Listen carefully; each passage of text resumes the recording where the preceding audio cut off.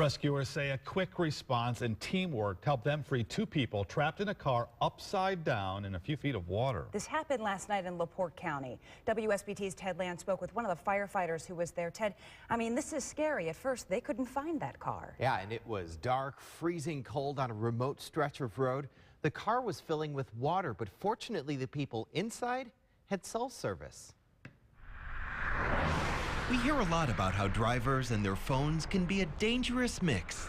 Well, here's a story about how the combination likely saved lives. Thankfully, they had a cell phone at hand when all this happened, or things could have been much worse. Tony Wallace was one of the rescuers who was having difficulty finding the car that swerved off State Road 39 last night in LaPorte County. They just got over to this lip over here, and over they went onto the roof of their car, straight down into the water-filled ditch.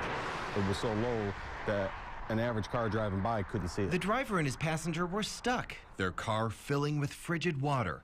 But they were able to dial 911 and direct the Hanna Township Volunteer Fire Department to their approximate location. After a few minutes, firefighters found them.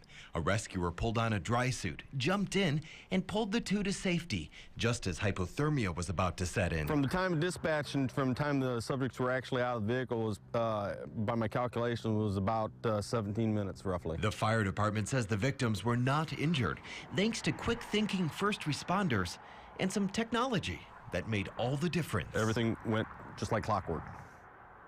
The driver's been identified on a police report as 56-year-old Gerald Kornos, who has a address in nearby Knox. You know, had they not been able to make that phone call to the firefighters, they could have been stuck out there for hours, drivers going past, no one ever seeing them down in the ditch there. I can't even imagine. And those first responders go through training like this. You hope they never have to use it, but it's a good thing they get right into action. Yeah. Turned out to be a good ending. All right, thanks, Ted.